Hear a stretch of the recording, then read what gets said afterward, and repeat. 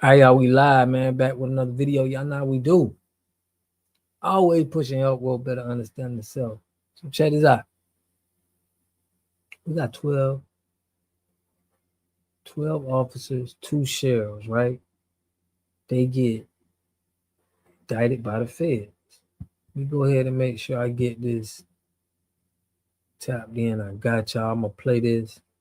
In fact, we ain't even going to hold y'all. Let everybody get into the chat. You know what? Let me go ahead and ain't even finna waste y'all time like this. Let's get it. Talk about some incredibly serious allegations that mark a it's just a monumental betrayal of public trust is what we're talking about here today. We're here today to announce the indictment and arrest of 20 individuals, most of them law enforcement officers in the Mississippi Delta region. The indictments generally allege the taking of bribes to attempt to aid and abet drug trafficking as well as associated crimes.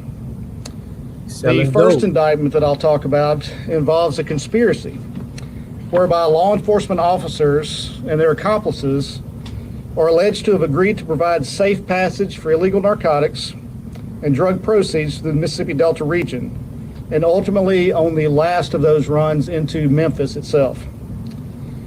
And they did this in return for bribe payments, for money. They are also indicted for related firearms offenses and, of course, individual counts related to specific runs throughout the Mississippi Delta. Indicted in this conspiracy are the following individuals, and when I'm giving you this list of places of employment, a lot of them are still employed, or were up to today, in those places. But the places I'm referring to where they're employed, that's really during the times that are relevant to the charges in their indictment. So indicted in this particular conspiracy were Brandon Addison, who's a Mississippi law enforcement officer employed by the Hollandale Police Department and the Humphreys County Sheriff's Office at times relevant to the indictment. Javari Howard, a Mississippi law enforcement officer employed by the Metcalf Police Department and later, during the course of the investigation, the Hollandale Police Department. Milton Gaston, the elected sheriff of Washington County, Mississippi. True Ron Grayson, who was employed by the Humphreys County Sheriff's Office.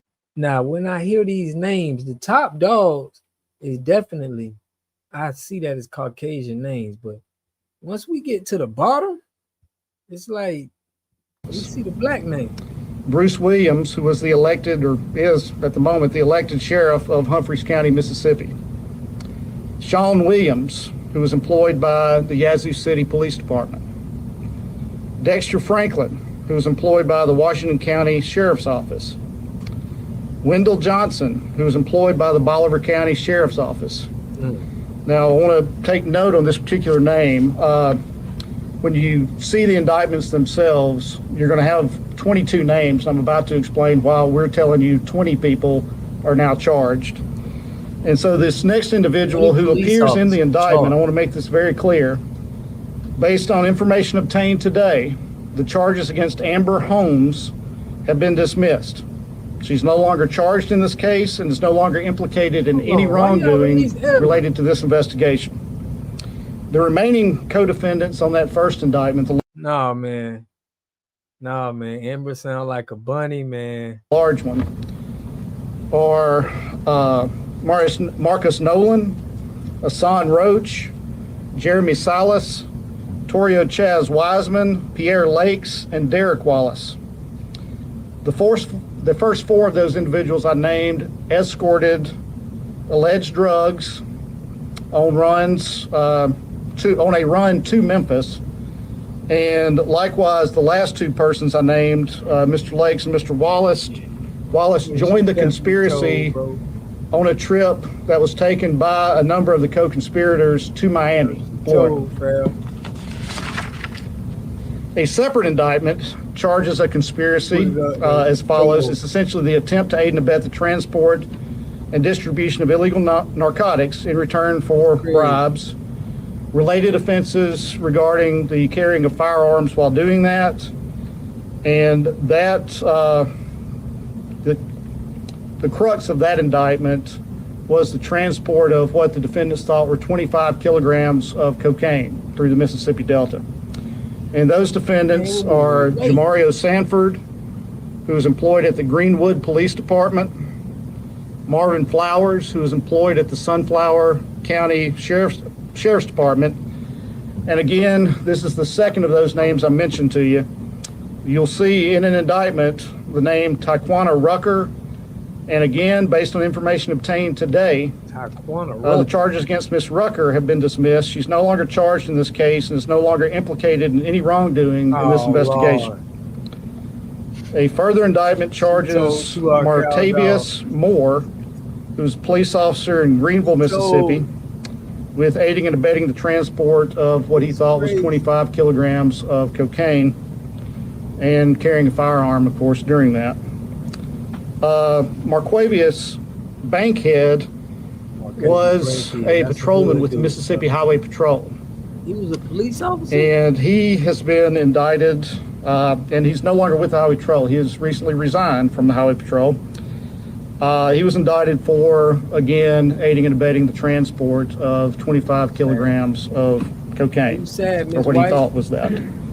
Chaka Gaines with the Greenville Police Department was again charged with attempting to aid and abet the transportation of narcotics, essentially to traffic drugs through the Delta, and was likewise charged with a firearm offense related to that. DeQuarian Smith with the Humphreys County Sheriff's Department and the Isola Police Department was likewise charged with conspiracy to aid and abet the possession, transportation, and distribution of illegal narcotics.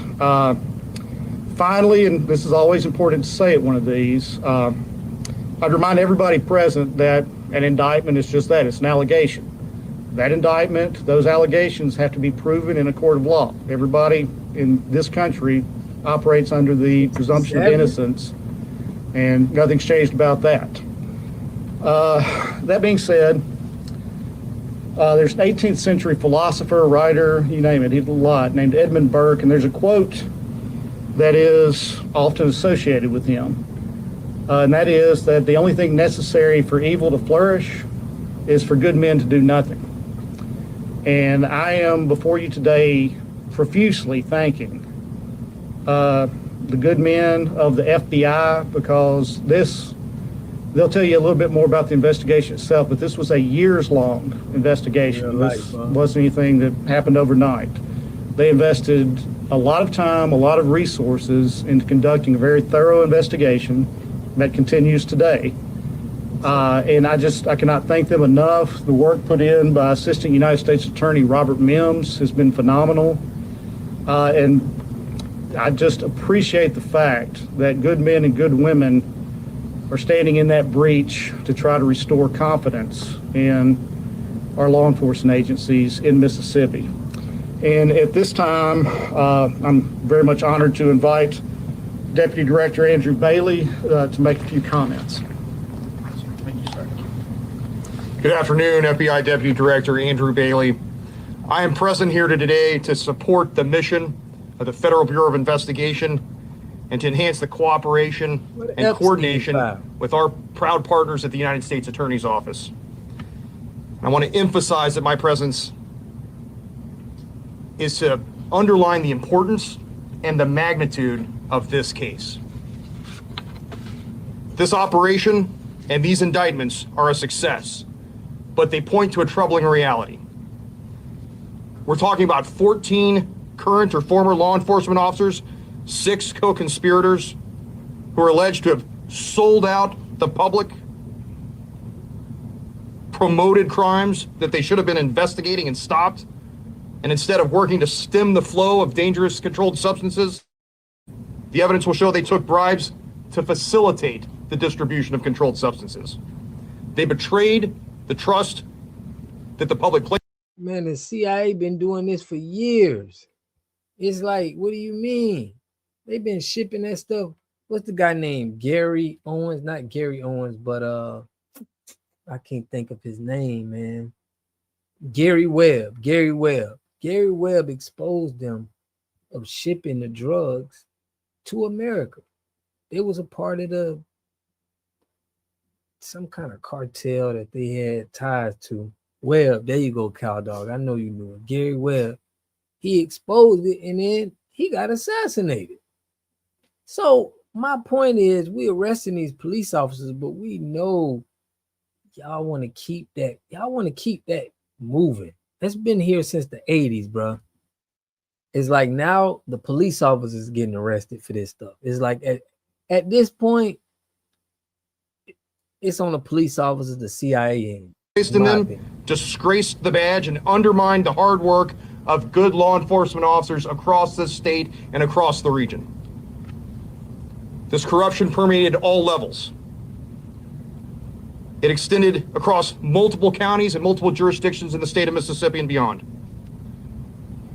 But the Department of Justice and its subcomponent, the FBI, will not allow the wrongdoing and wrongdoers to get away with it. They probably gonna kick them out and then set up a new trap and make some more money. It's like if it's money to be made, it's money to be made. We will stop these kinds of disgraceful and shameful abuses of public office. Yeah. And will prove that we will not tolerate corruption amongst America's criminal justice system. I want to acknowledge the brave men and women of the FBI Jackson Field Office and the incredible work they did leading this multi-year complex investigation. I want to thank members of the SWAT and HRT teams for their professionalism in apprehending the suspects, these corrupt officers, without incident.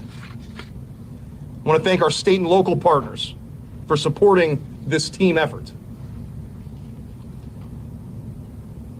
I want to thank the Criminal Investigation Division's Public Corruption Unit for leading these efforts. I want to thank the United States Attorney, Clay Joyner, for his partnership in this endeavor, and Attorney General Bondi and the entire DOJ for their leadership and guidance in these matters. This administration has worked tirelessly to support the FBI's work across the country, and we are grateful. As to the broader significance, public corruption is a crime against the entire community, against all citizens, and against the rule of law itself. It leads to the loss of trust in law enforcement and erodes the justice system, thereby endangering citizens. Mississippi communities deserve better. The American public. And we know Mississippi is already, bro, that's one of the worst places to be. But I guess they claim they're doing something. Even though it's like more arrests is happening, you can keep arresting people, bro. It looks like it's benefit to the justice system to have the cocaine here. Feel me? Because you can arrest police officers, you can arrest citizens, you could take it and you could put it back on the streets and make money. It's like, what are we doing? At some point, man, I think that'll cut it out if they just make it all legal. Whatever people want to take and put into their body, it's on them. Y'all can't police it because y'all got all kind of pills and drugs and all kind of stuff out here that people shouldn't be taking. So it should just eliminate all of that because they're making a lot of money. I think they're making too much money though. You know, cheapo snap. They showing the pics, judging by the names, you thought most was black. No, listen. Tania, I did a research, and when I'm looking up the people for the pictures, I'm finding the white faces. I found a couple black faces too, but those are the one that I found, and I'm like, one of the ones they had let go, I think her name was Amber, but a lot of them was black names. A lot of black people went down. So, but the heads, I think the top people was, you know, they ain't letting no black people. You know, they only letting black people do the love, you know, the scumbag work. They probably was there, you know, accepting the money, letting people know what to do, how to do it. But, you know, the white people were sitting back there collecting their check. But I'm going to let them play a little bit. Then I'm going to show y'all the judge, bro, that just got fired for doing the most. You wouldn't even imagine. Wait till y'all see this, bro. This shit crazy. Deserves better. Let this be a lesson for those sworn to serve the public that if you're a good law enforcement officer, the FBI will always stand with you. But for those corrupt individuals who abuse their office, we will come for you and hold you accountable. Say the FBI will always stand with you. If you're a good cop out there, you're doing the right thing, the FBI will always stand with you. Like, yeah, right. To all Americans listening, the FBI will never stop protecting from these kinds of abuses of authority. Thank you for being here today, and I'd like to turn it over to the head of the Jackson Field Office, SAC Eichhoff. Nah. Robert Eichhoff, Special Agent in Charge, FBI here in Like Mississippi. a Ku Klux Klan member. FBI Jackson is proud to announce multi-year investigation that exemplifies the FBI's dedication to restoring the public's trust. Yeah, As alleged in the indictments, this investigation began after FBI Jackson received information on allegations of systemic law enforcement corruption that crossed multiple counties in the Delta of Mississippi. Systemic? These corrupt law enforcement officers provided protection to those whom they believed were drug traffickers in exchange for bribe payments. Each of the law enforcement officers arrested had taken an oath to protect and serve their respective communities, an oath that they violated. The positions of these arrested officers ranged from patrol officers up to police chiefs and sheriffs. This type of corruption strikes at the heart of community. It erodes public confidence and undermines the strength of law enforcement integrity. It's over with. Earlier this month, the FBI responded to the mass killing in Leland, Mississippi. During many interviews, we learned of the community's distrust of select law enforcement officers due to the concerns of corruption. Law enforcement is only effective when the community they protect can trust that law enforcement officers are honestly serving the community's interests. They're not. In the drugs that y'all caught the police officers with, it makes sense for the community, for you guys to make money, it seems like, because it's like y'all don't want to stop it from getting over here. So it's benefiting somebody that is keep being here. And it's not the people that's going to jail and the people that's taking it, to be real. It's the higher ups, in my opinion. Let me know what y'all think. Mississippians deserve and rightfully expect officers to obey their oath. The FBI is committed to working in partnership with the United States Attorney's Office to investigate officers who violate the oath, the law, and the public's trust. They doing that everywhere. Violate. It's just we got cameras right now. Like they'll do stuff like they did with the boy in Florida. They was like, hey, it's inclement weather. Like you gotta have your lights on when it's raining. And it's like not really raining outside. They know little slick tactics, you know, to break the law. That's what they do. We would not be here today if it was not for the dedication of the men and women of the FBI, and in particular, the case team that have devoted years focused on. We do not trust the FBI neither. Y'all are just as corrupt as the police, bro. It's sad, but it's true. Our whole justice system is corrupt, bro. These guys ain't really doing nothing either. They just collecting a check, in my opinion. On bringing trust, renewing trust, restoring trust of law enforcement, specifically within the Delta region. Their commitment is born out of our mission, which is to protect the American people and uphold the Constitution. All right, so y'all see him talking. Check this out, though. It's this judge, bro. You ain't finna believe what this judge did, bro. It's like, you can't, like, I can't make this stuff up. Check this out.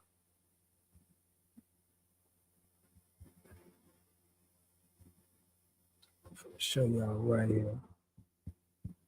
This is a nasty judge right here, man. Judge nasty, man. Superior Court judge abruptly resigns after an incident with police, but Yavapai County did not release details initially on what led up to the resignation. That's where we come in. And now Prescott police body cam footage shows the judge allegedly urinating in the street. Fox 10 investigator Justin Lum has the video, the report, the court filings, after confirming the identity of the public official. What are we doing? Her name's Uber. This is disgusting.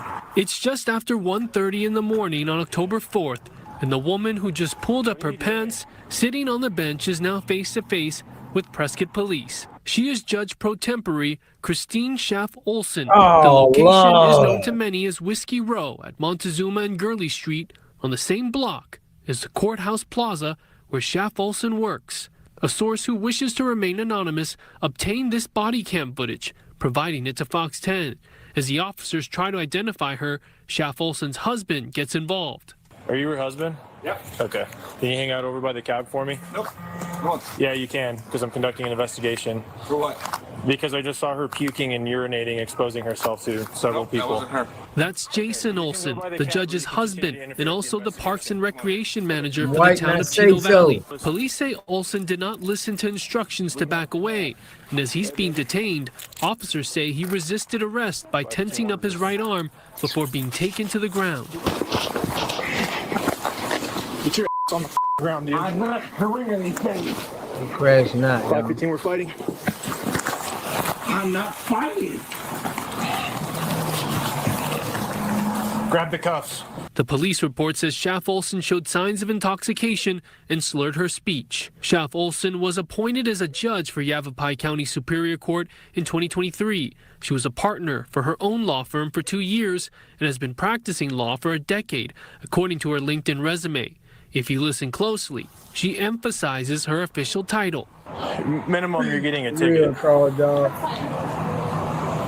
My name is Judge Christine Olson. The report also says several witnesses walked by minutes earlier and waved the officer down after they saw the judge urinating. Are they visiting? I have no idea. She's useless. She can't even spell her name. We reached out to the Yavapai County Superior Court for comment. The court administrator's initial news release just days after the incident said Schaff Olson resigned to attend to personal matters. The latest statement from Yavapai County Superior Court says in part, the Superior Court is aware of the allegations against Judge Christine Schaff Olson.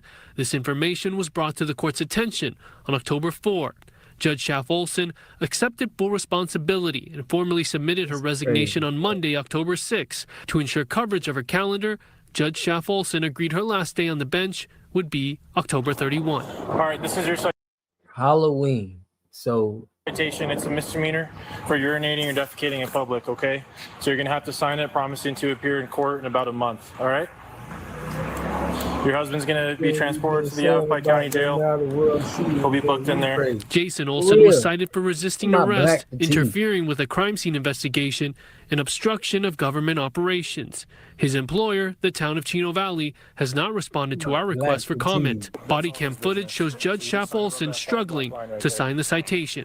Nope, right here on the screen. On the screen. On the screen. Her attorney, how the heck she a judge, bro? This what I'm saying. Like, how do these people get these positions? I don't understand it. Like, we'll be better off having kids in these positions, bro. I ain't lying to y'all, man. Let me go right there. But yeah, I just I had to show that, man. I had to show that, but I tapped in with that, man. You know, the police officer, he got the white smokes up there. Man, the police officer is just crazy because they arrest a lot of us for all kind of stuff, for having flowers, man. So I already know that. Let me see what my brother Introvert Rockstar, he did something wrong. I want y'all to tap into. So these monkeys, they say these. Hold on, before you pay for yet another app to manage your team, let me introduce you to Connect Team, the one platform that replaces all of these. Talking about these I'm monkeys. talking about live scheduling. Trying to get me. Tonight, the urgent search for dangerous research monkeys that escaped from the wreckage of a crash on a Mississippi highway. We got 21 monkeys that was on this, got 5 of them on the run. Video showing several monkeys crawling in the grass. Heavily armed officers responding to the scene. Authorities say a truck carrying nearly 24 rhesus monkeys from Tulane University overturned on Interstate 59 in Jasper County. Here's one of the monkeys right here. There's one sitting right there. At least 6 monkeys escaping. Officials warning they might be aggressive towards people and were potentially infected with hepatitis C, herpes, and They may have to neutralize something out here in a minute.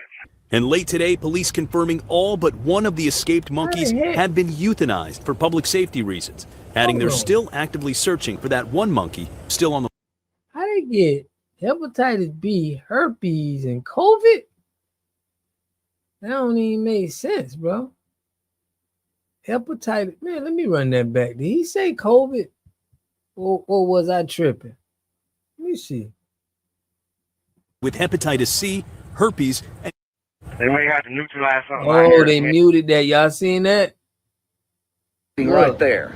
At least 6 monkeys escaping. Officials warning they might be aggressive towards people and were potentially infected with hepatitis C, herpes, and... They may have to neutralize something And late today, police confirming all but one of the escaped monkeys had been euthanized for public safety reasons, adding they're still actively searching for that one monkey still on the loose. Well, the monkeys that did not escape from the truck are said to be okay and accounted for. Mola Lungi, ABC News, Washington. And look, y'all already know on this channel we hold racist Caucasian people accountable, because if we don't, who will? And before we start this video, if you don't like black people, black issues, black talks, get to stepping. In 1955, the U.S. Army carried out a secret experiment called Operation Big Buzz. Over 300,000 mosquitoes were bred in military labs and released across Savannah and nearby rural areas, many of which were poor and predominantly black communities. The military claimed the insects weren't infected, but never told residents they were part of a test. The goal was to study how far lab-raised mosquitoes could travel, bite, and survive, preparing for biological warfare.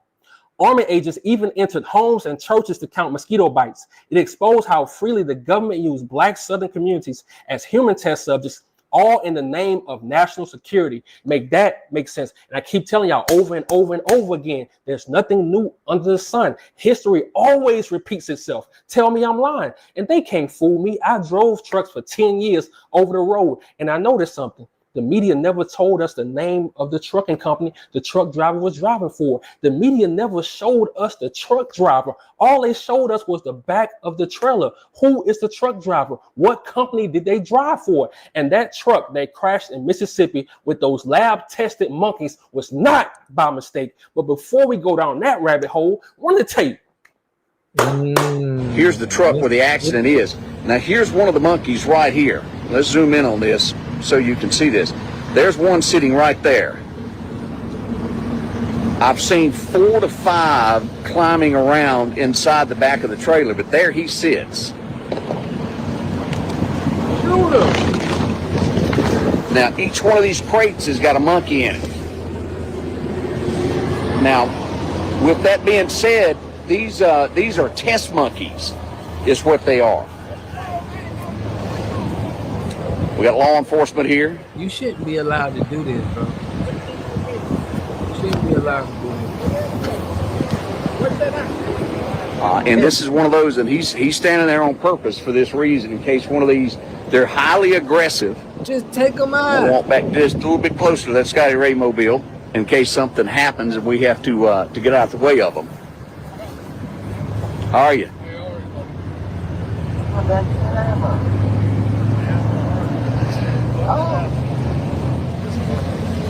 All right, there's a second monkey, Greg. You might want to be careful with this. He's on the prowl there. He's come from inside the truck. He seems to be there. He sits. Like I always say, make that make sense. Let's slow this thing down. These people told us those monkeys escaped in Jasper, Mississippi. Ironically, Jasper, Mississippi is predominantly black people, 53.2% black. And you telling me that was by accident? Hell no. Then I said, hold on. Those monkeys were being tested in a lab at Tulane University, and it all started to make sense. Check this out. Tulane University was built on land that was once a slave plantation. Before it became a campus, it belonged to Etienne de Boer, a sugar planter who enslaved more than 80 black men, women, and children to build his wealth. The university's benefactor, Paul Tulane, also profited from the slave economy. So while Tulane stands today as a symbol of higher learning, its foundation is rooted in the same plantation system that once thrived on black suffering. Make that make sense. And I'm gonna ask y'all again, y'all don't find this suspicious? And then they have the audacity to lie to us. They said they unalived most of the monkeys and it's only one that's still on the loose. I believe all of them are still on the loose because I believe monkeys are smarter than cops, especially Mississippi cops. And if y'all feel like I'm tripping, in my comment section, tell me I'm tripping. And look, as a truck driver, I traveled I-59 leaving out of Louisiana so many times. So I'm not surprised they dropped those monkeys off in Jasper, Mississippi. It's what they do. The government has always injected animals and insects and released them to the black community. Tell me I'm lying. Hell, they injected humans. Let's travel back to the past right quick. Check this out. Between 1946 and 1948, U.S. researchers backed by Johns Hopkins University in Baltimore and the Public Health Service secretly infected prisoners, soldiers, and orphan children in Guatemala with syphilis and gonorrhea without their consent. Most victims were poor and non-white.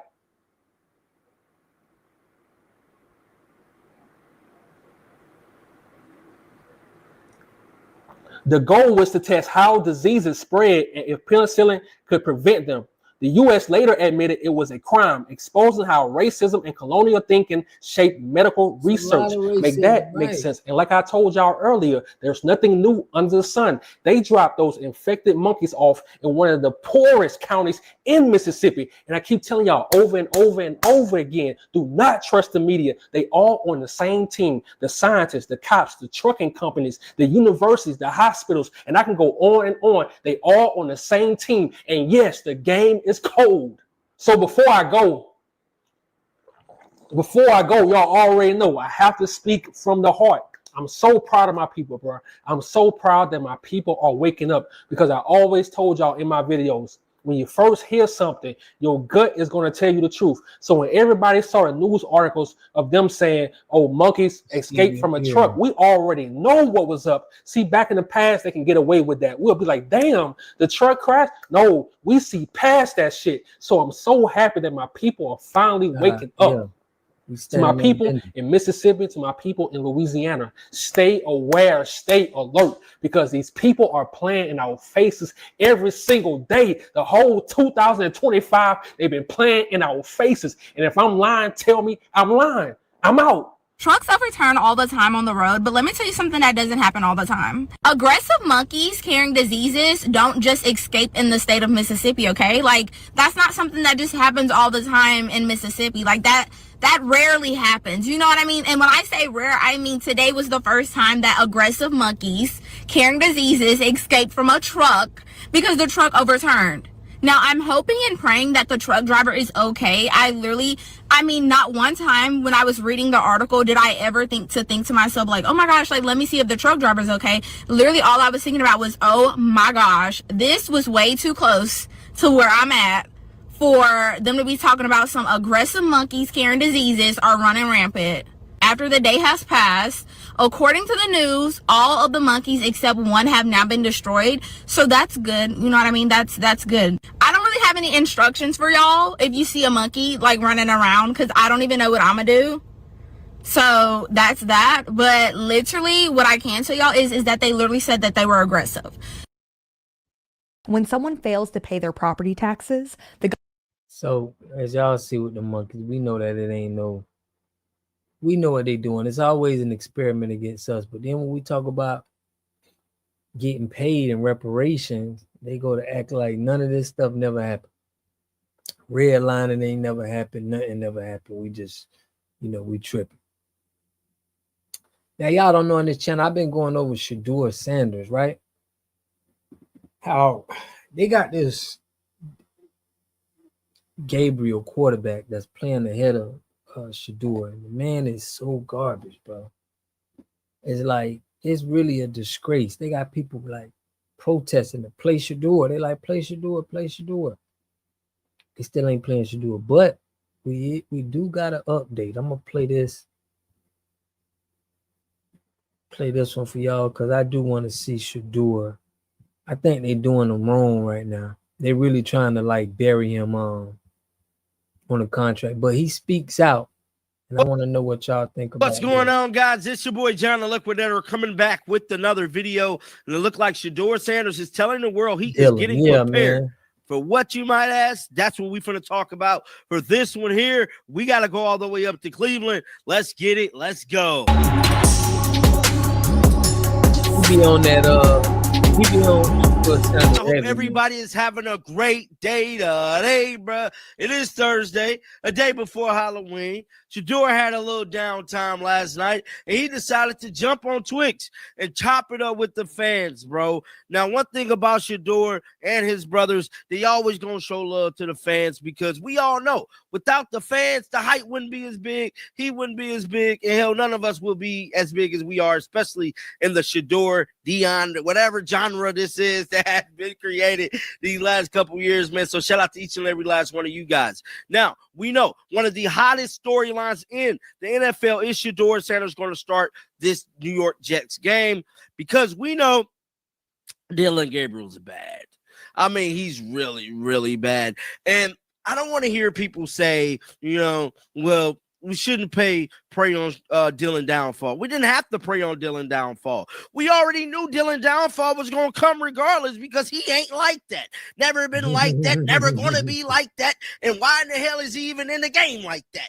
That's what I'm talking about. Now, with that being said, we know there has been reports. We have seen Shador like little things in here and there.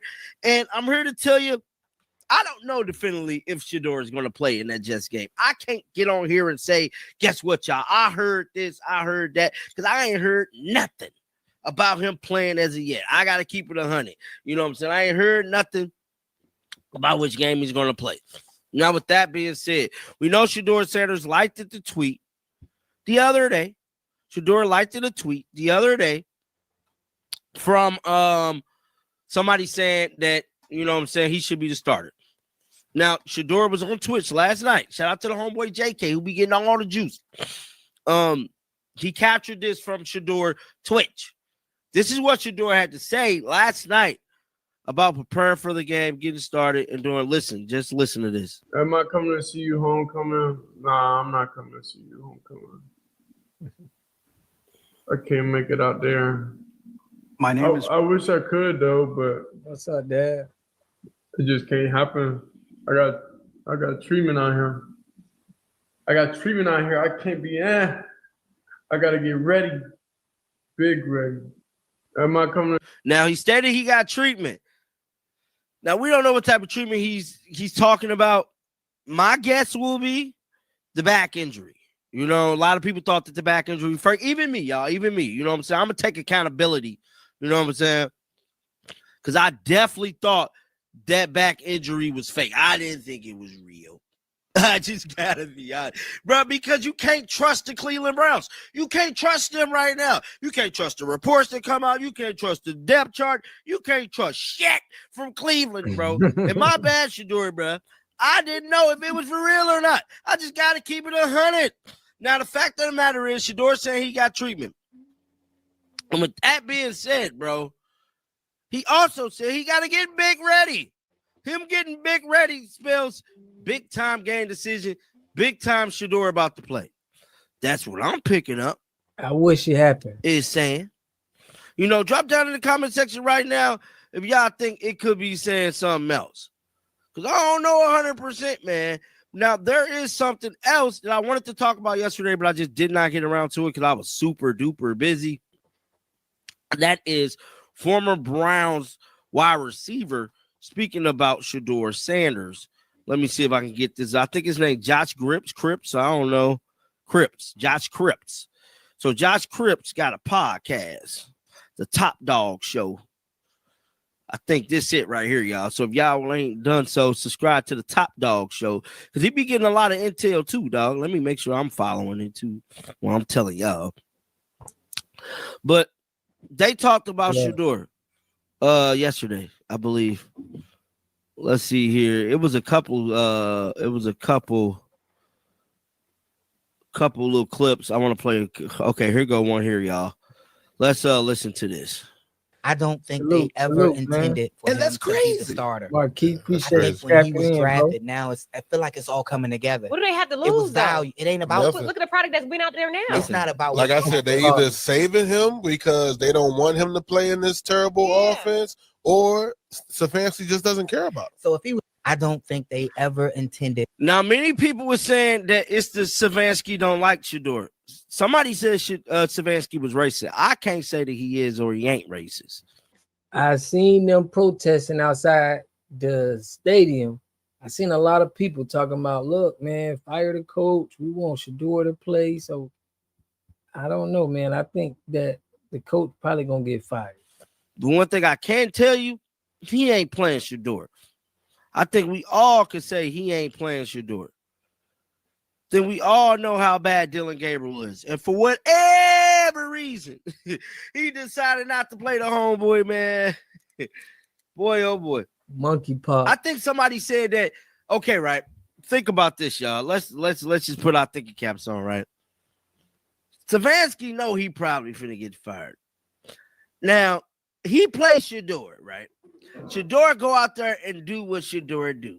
Ball, right? So Kevin Stefanski, that is going to expedite his termination, bro. Shedeur go out there and ball, drop 35-40 on him in the big league. Drop 35-40, 300 passing yards, about like him, 4 touchdowns. You know, he go out there and just ball. Y'all don't think that?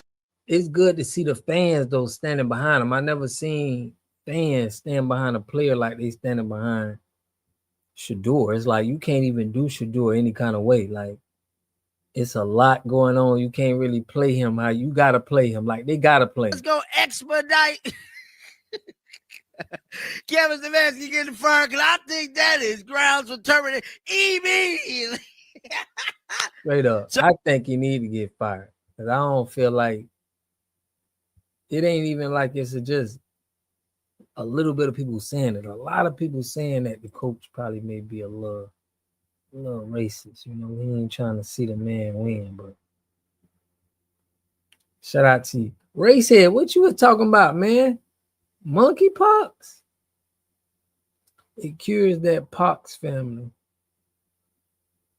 I don't know, man. If they trying to let out monkeypox, that's crazy, though. But I wanted to show y'all this one last one, bro, with how they rocking. I know I gotta put you on. Well, I gotta put y'all on to what they talking about right now. But I got to put y'all on.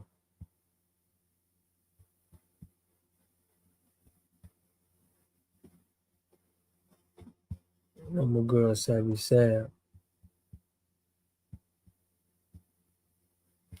But I was finna do a video, man, on Nick Fuentes and Tucker Carlson. Both of them called each other the Fed. I'm gonna play y'all what Sabby Sab said, but both of them claim that, you know, they thought each other was the Fed. So I'm like, I thought both of them was the Feds, in my opinion. So check this out. I want y'all to hear Sabby Sab's opinion on this, but I had took some notes on it at all, man. I was going to do a review on it, but I like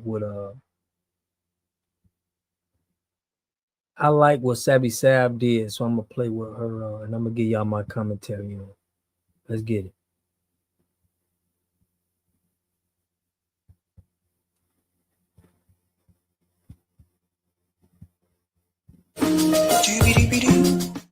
So what finally happened, Tucker Carlson did interview Nick Fuentes. And, you know, after calling him a Fed and all that kind of stuff. Some people say both of them are Feds. I don't know. But he did interview him. And there are a couple of parts I do want to touch on during this discussion. The first one, how Nick Fuentes got into, you know, that space to begin with. This was shocking to me. I did not know how much Ben Shapiro was involved. Now, Nick Fuentes always say black people. Anytime, like he did a speech where he was like, hey, I want to talk to black people. But in this interview, right, Tucker Carlson highlighted on him and he felt like, all people are different. They're their own person. You can't just group of people up. And my point is why they didn't bring up how he does that to black people all the time. It's like he speaks to just black people. And he was on there and say, yeah, I do feel, but you go online talking to black people in general. Involved here. So let's go ahead and start with that. And then we're going to get to some of the things that he said about Israel as well. I wrote a big article about this. I tweeted about it. I tweeted to Ben Shapiro. I said, I've never seen anything on the Daily Wire that's actually critical of Israel.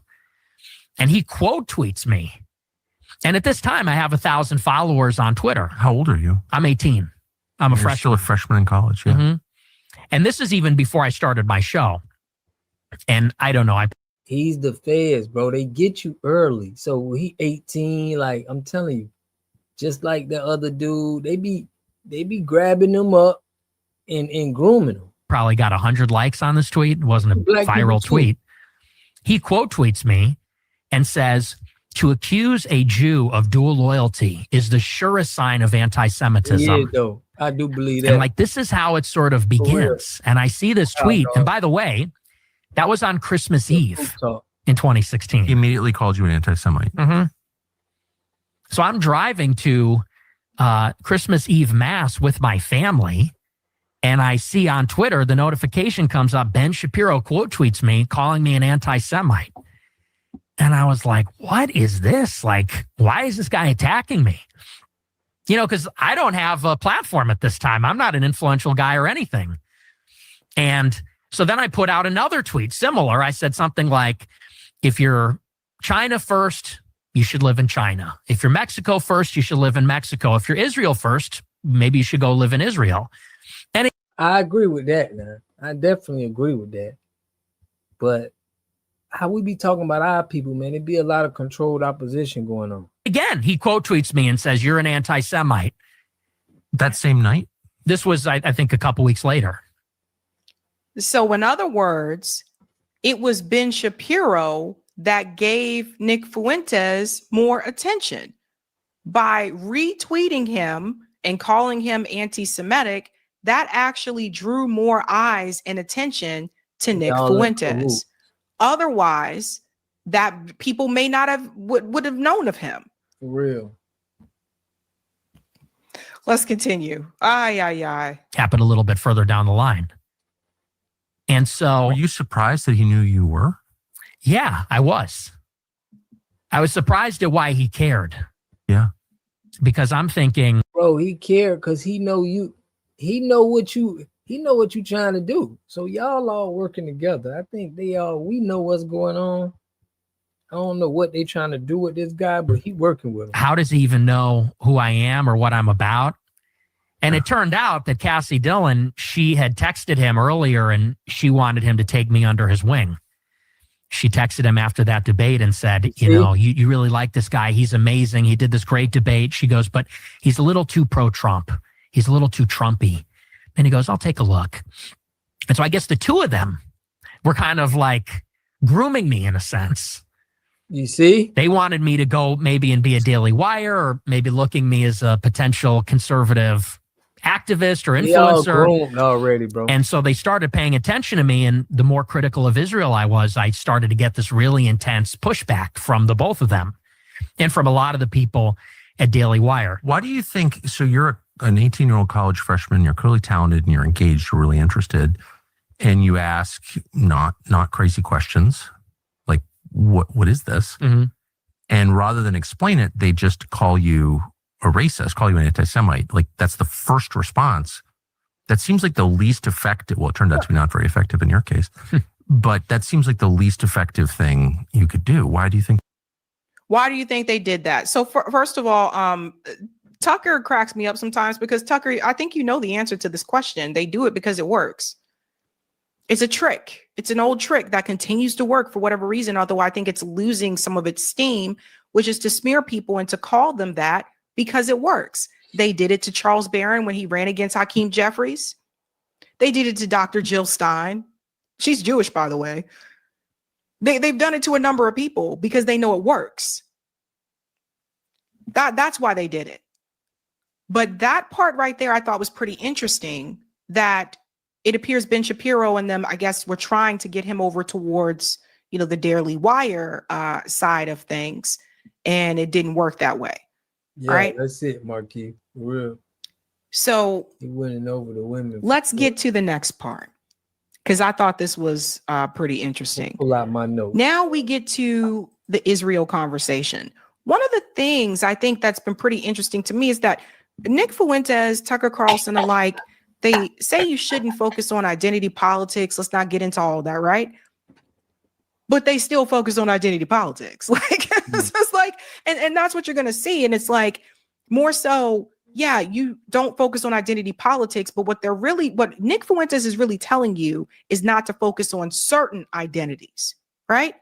Because he does focus on identity. I'm going to show you a flashback of when he sat down with Candace Owens, how he was the one who brings up identity. Let's get into this here. Well, what about my views do you think are unreasonable, if yours are reasonable? I think, again, I don't think it's cucky. I think it's reality to say that guilt is not inherited. Blood guilt is bad. One of the reasons that I'm mad about Gaza is because the Israeli position is everyone who lives in Gaza is a terrorist because of how they were born, including the women and the children. That's not a Western view. That's an Eastern view. That's a non-Christian. That's totally incompatible with Christianity and Western civilization. They say, oh, we're the defenders of Western civilization. Not with that attitude. You're not. Collective punishment is the enemy of Western civilization. Yeah. And so I hate that attitude. It's genocidal. The current claims that I'm a cancer, from Ben Shapiro, whatever, we need to be excised from the body of conservatism is a genocidal position that it basically encourages violence, as they well know. The whole thing I hate. Mm-hmm. So anytime you say a whole group of people is responsible for the sins of some of its members, I'm out. Yeah. Nah, bruh. So here's the thing. It's interesting. Everyone has this clear conscience now all of a sudden, right?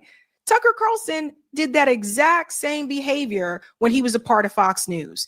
Oh, yes, he did. There were different groups of people that he would choose to focus on from time to time. Now, Tucker Carlson, along with Rachel Maddow, they were able to argue in court that they weren't news, they were infotainment. But the reality is, he exactly did that. You did that. You chose to focus on groups and to make generalizations about these groups. Yes, you did. Especially in fact, black you had people. a whole career doing just that. But it's just funny, now all of a sudden, I have this epiphany. We can't generalize people. No, You generalized people for years on Fox. You did so. Yes. Now, Nick Fuentes says here that he agrees, right? But he also makes generalizations about groups of people, which you are going to see. Let's continue here. But that's not my view. It's not. Okay. So tell me your views. Rather than, you're one of those people, one of the reasons I wanted to meet you is you're one of those people who is defined by clips. Yes. And I'm one of those people also. Yes. Right? So I get it. So I'm going to just shut up and you tell me what you actually believe. Yeah. Well, and listen, and I appreciate you saying that because that's just the reality of the media environment we're in. So I don't expect you to know all my views, but as far as the Jews are concerned, I think that, like I said, you cannot actually divorce Israel and the neocons and all those things that you talk about from Jewishness, ethnicity, religion, identity. And let me give you a perfect example. So you say on your show that we need to treat Israel like any other country. And I sort of understand that in principle because Israel is another foreign country. Yeah. But Israel is unlike every other country in the sense that because the Jewish people are in a diaspora all over the world, there are significant numbers of Jews in Europe, but also in the United States. And because of their unique heritage and story, which is that they're a stateless people, they're unassimilable, they resist assimilation for thousands of years. And I think that's a good thing. And now they have this territory in Israel. there's a deep religious affection for the state. It's bound up in their identity, the story of the Exodus from Egypt, the promise of the land, all these things. So let's say in the United States, for example, somebody like a Sheldon Adelson, he's not Israeli. Is he an ideological neocon? Does he believe in the promise of democratic globalism? I don't think necessarily. His heart is in Israel. And it's because he is a proud Jewish person. And pause. This is the problem. Nick Fuentes is conflating Judaism with Zionism, right? And I'll show you a comparison in just a second. So you can't compare everybody to Sheldon Adelson. We have to remember when I went to cover the campus protests, a lot of the students who were out there protesting for Gaza were Jewish students. A lot of them. Anti-Zionist Jewish students. When we went to the Boston pro-Palestinian protests, the ones in DC, a lot of the people who were out there were people who were anti-Zionist Jews. So this is the danger with the conflating the two. And I got to be very clear about this, ladies and gentlemen. There is a difference between Judaism and Zionism. I have had a number of people come onto this show over the years that have really broke this down, right? So he brings up the religion aspect. So let me get to that example, and then I'll come back to what Nick is saying here. Katie Halper, she came on. This was, I think, right after October 7th. Katie Halper came on and she explained this so well. Katie Halper is a great example to point to. You know why? Katie Halper she doesn't practice Judaism. So she's not religious, but she is ethnically Jewish. Listen to what Katie said here. Again, like, I don't think Netanyahu is particularly religious, and a lot of the founders of Israel weren't religious. So I don't think it's a religious conflict. I think a lot of people who don't want to look at the historical material context want to pretend, oh, this is just a religious thing, and they've been fighting for thousands of years. And no, it's not that. And Jews and Muslims have coexisted in many instances. This is not about incompatible religions. This is about people being expelled from where they were. It's about ethnic cleansing. And it's about weaponizing what really was a tragedy and really was a horror, which is the Holocaust, and before that, the pogroms. What's so sad is that it weaponizes those things to ethnically cleanse other people. That's what's so upsetting. And I think what we're seeing are lots of Jews saying, not in my name. And our Jewish identity says, speak out against this. Never again is now. I went to a protest on Friday, arranged by Jewish Voice for Peace and if not now. And it was really moving. And there were a bunch of Jews who were saying, never again is now, ceasefire now. They see this as part of their Jewish identity, speaking out precisely because of what happened to their families. So Katie Halper, number one, I am never wearing that sweater again. I didn't realize what it looked like on camera, and I'm never dyeing my hair that color again. Never. Please don't. But Katie Halper is a good example to point to, right? Because Katie Halper, obviously, strong ally for the pro-Palestinian movement. She's Jewish, she's anti-Zionist, but she doesn't practice Judaism. So Nick Fuentes, and someone already pointed it out in the chat. I'll go back to it in just a second here. Nick Fuentes is conflating the two. And yes, FM said he's intentionally conflating the two. Right. Because then what happens is you have people making that generalization about all Jewish people, and that is not the case. Most of the Zionists, especially here in the United States, are Christian Zionists. So this is where a lot of this comes from, and it is important that we make that distinction. It's never been easier to start a podcast than with Riverside. Here's how it works. First, go to Riverside. Now, let's go ahead and continue on here a little bit. And I guess what I'm saying is that if you are a Jewish person in America, you're sort of, they don't. And again, it's not because they're born, but it's sort of a rational self-interest politically to say, I'm a minority. I'm a religious ethnic minority. This is not really my home. My ancestral home is in Israel. There's like a natural affinity that Jews have for Israel. And I would say on top of that, for the international Jewish community. They're extremely organized. And many of them are critical of Israel or Israel's current government or the project of Israel. But I guess what they have in common, unlike, let's say, like Singapore, for example, is that they have this international community across borders, extremely organized, that is putting the interests of themselves before the interests of their home country. And there's no other country that has a similar arrangement like that. No other country has a strong identity like that, this religious blood and soil conviction, this history of being in the diaspora, stateless, wandering, persecuted, and in particular, the historic animosity between the Jewish people and the Europeans. So here's another problem, right? Israel is a secular state. Israel is not a religious state. It is secular, right? 2, there are Palestinian Jews in Israel as well. So this is a big part of the argument, which Tucker Carlson doesn't say this. He doesn't push back on him and say what I just told you, that Israel is not a religious state. When Nick Fuentes makes these arguments, it gives people the impression who are not aware of the situation or not maybe as knowledgeable of the situation. It can give them the impression that Israel is a religious state, and it's not. Benjamin Netanyahu is not even religious. It's a secular state. That's crazy. Let's go on a little bit more here.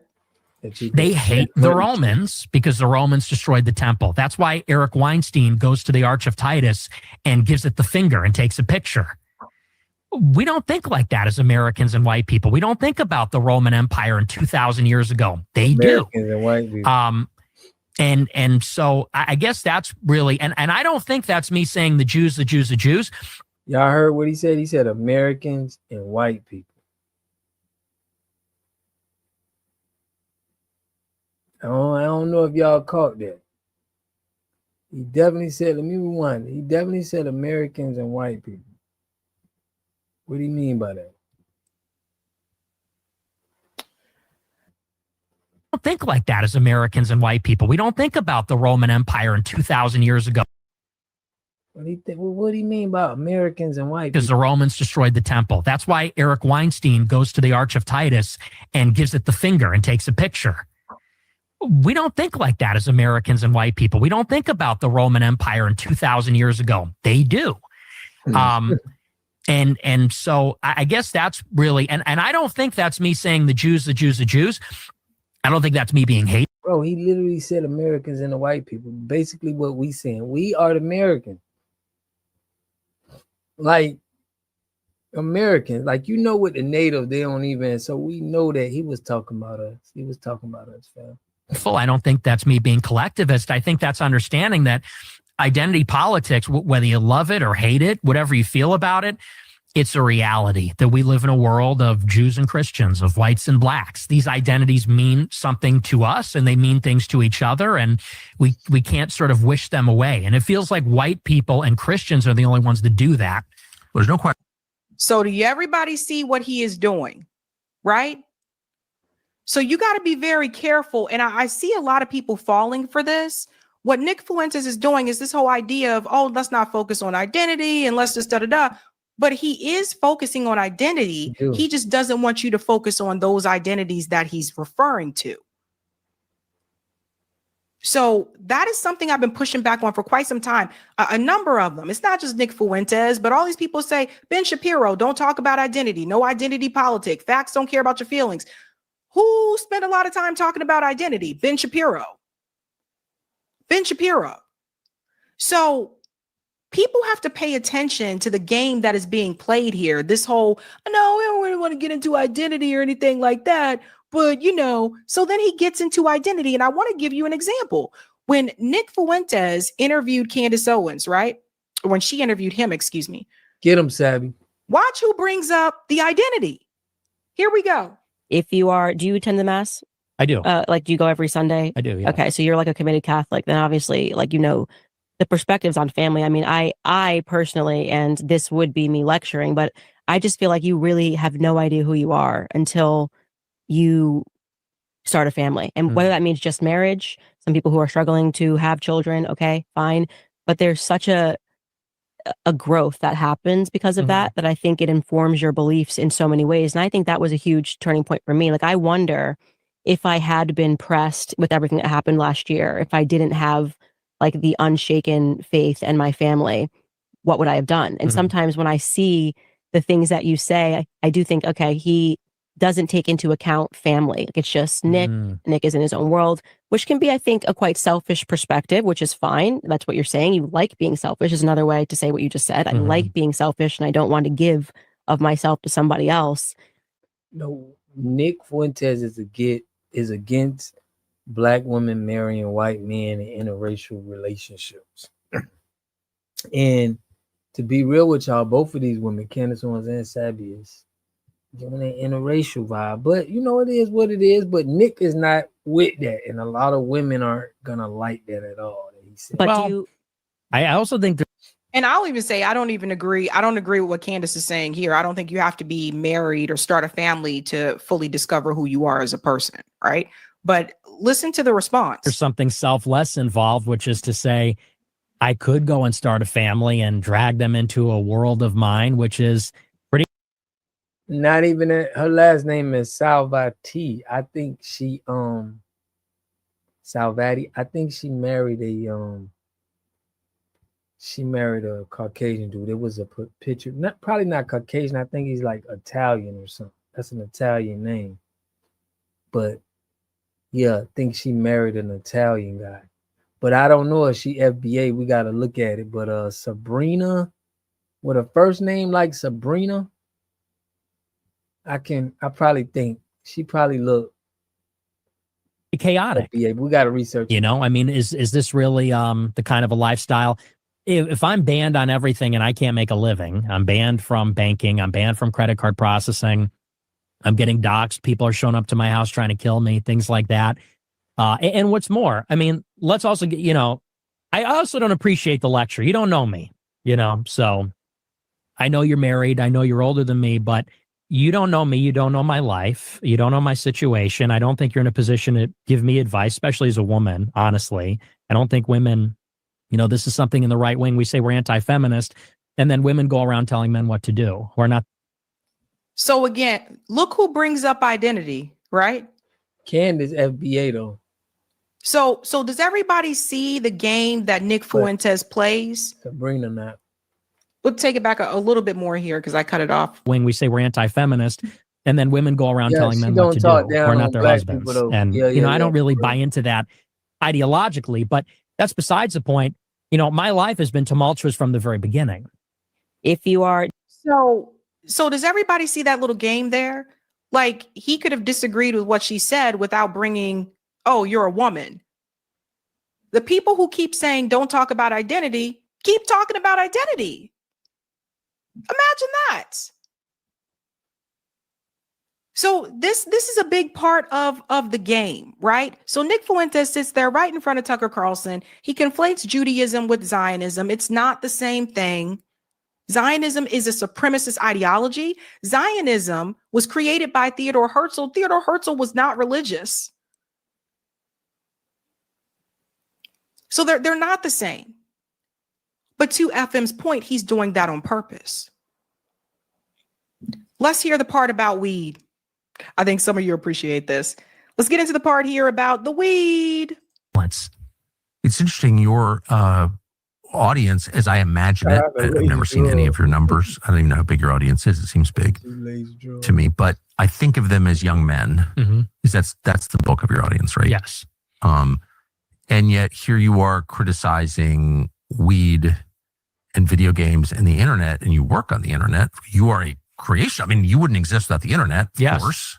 You didn't get a job at NBC News. So what kind of reaction do you get when you criticize weed, gaming, and the internet to young men? A lot of them agree with it because they get it. It's their life. a lot of them, that's their life. Their life is, and another thing we didn't even bring up is the porn thing, which is there also. This is their life. Weed, gaming, porn. And I think they know it's bad. I think they know there's like some sense of guilt. And so it's interesting. I would say it's maybe an 80-20 split where 20% say, oh, you're against weed? Not cool, man. It's just a plant. Well, you know, they're very defensive about it, about these addictions. And I think 80% say, I know I have a problem. Like I have a guilty conscience. I know it's bad. I know it's terrible. Why are you against weed? Because I think that it's compromises the integrity of your mental faculties. I think there's something deeply wrong with that. When you, I'm against alcohol too. I think it's wrong to numb pain. I think pain is a part of life. I think So I think he's referring to people who abuse it, right? So there's one word that's missing from all of this, and that's moderation. No. Right? I don't smoke. It's not my thing. Tried it a couple times. I don't really appreciate having munchies. That's me. It's not my thing. I didn't like the way that it made me feel. But I do know people that do. And I know people that smoke, and they don't smoke every day. They might smoke every now and then, maybe on the weekend, or maybe like once a month, or maybe after an event or something like that. Moderation. Same thing with alcohol. You can have a drink, right? There's a difference between having a drink on a Friday night and having a drink every day. So the key thing there is moderation. And I'm very against like this all or nothing approach where it's like, you can't do any of that because if you do this, then you're going to end up like this and da-da-da-da. Remind me of that movie called Reefer Madness. Like back in the day, like people smoked weed and all of a sudden they got really like excited and anxious and crazy and all that from weed. Everyone I've seen smoke weed either got the munchies or was chill as hell. So that's the thing. It's like moderation, but this all or nothing approach. And this is what I said before when I was a part of the Pentecostal church. They had that same type of mindset, this all or nothing approach. You can't watch TV because it's the devil. Don't play video games because that's also the devil. Girls don't wear pants because that means you're like a Jezebel from the Bible days. Don't wear jewelry or makeup because of that same reason. It's like they always take it there. So that's why, you know, when I told you guys, I said I had to get out of there, the people's crazy. That's why, that all or nothing approach. And there is a such thing as moderation, which they don't bring up. He doesn't bring it up, and Tucker Carlson doesn't bring it up. Sobriety is like, should be experienced. And I think that weed is even worse because I think that, one, it's very dangerous. There's a lot of numbers now out of like California and Washington that people are going to the hospital for psychosis. People are going crazy because of it's also more subtle and therefore more insidious. Like you can't, you know, I've done it. If you have a, 12 pack for breakfast, like everyone knows. But if you take a hit of the dab pen, like nobody knows. Mm-hmm. So you can use it all the time. Yeah. And it makes you a loser. It makes you lazy. You know, people that are addicted to weed are not motivated, don't care about anything other than weed. You know, there's sort of like an irony there where I used to hang out with a lot of stoners in high school. I never smoked weed, but all my friends did. And they were so chill and relaxed and didn't care about anything. But if you criticized weed, they would freak out and get extremely defensive. Yes, I've noticed. Right? If you insinuate that it's addictive, if you say it's a problem, they get very like junkie behavior. So again, I think there's a difference between someone that has an addiction and someone that is doing that in moderation. That's like, you can't make this assumption that like everybody that smokes weed is addicted to weed. That is not the case. Just like everyone that drinks. Yeah, Nick is a Fruit Loop weirdo, bro. I mean, he try to generalize everything. I think they're trying to make him possibly be the president. So, but what y'all think about this Michael Phelps smoke? Right, man, Michael Phelps, you ain't say nothing about him. A lot of them judges, man, you know how many judges in Florida got caught? Like they got fired for smoking weed. Like, it's crazy. But Nick Fuentes is working for the Fed, so he probably saying whatever he can say to to make money off of it. I don't trust what Nick Fuentes say, man. I don't believe he really gonna keep it real. But yeah, but the headline, y'all, the 12 officers got arrested. No, it was 22 people, they said. 22 officers, got arrested for selling drugs, or letting people sell drugs and get same thing. But I think it's a lot of that going on right now. Yeah, Elon Musk a dope fiend. I think it's a lot of the police selling drugs right now. Telling you. And not even selling it, it's just like they probably got somebody on their team where they let them sell drugs, but they're going to get everybody else. So I think we need to abolish the police credibility of taking people away for drugs, because it's a money game right now. But that's my opinion, man. I want to know what y'all think. I'm going to be going live tomorrow. I appreciate y'all for tapping in. Make sure y'all smash that like button, man. I really appreciate that. Push this on the algorithm. Shout out to Call Dog, Race Head, OG Lace Drug. My old boy even tapped in. And man, y'all know how we do. Tania, Markeith, everybody who tapped in on the show, man. We're gonna be live tomorrow. We'll tap in. Make sure y'all tap in. Love, appreciate y'all. I'll catch y'all in the next one, man. Peace and love.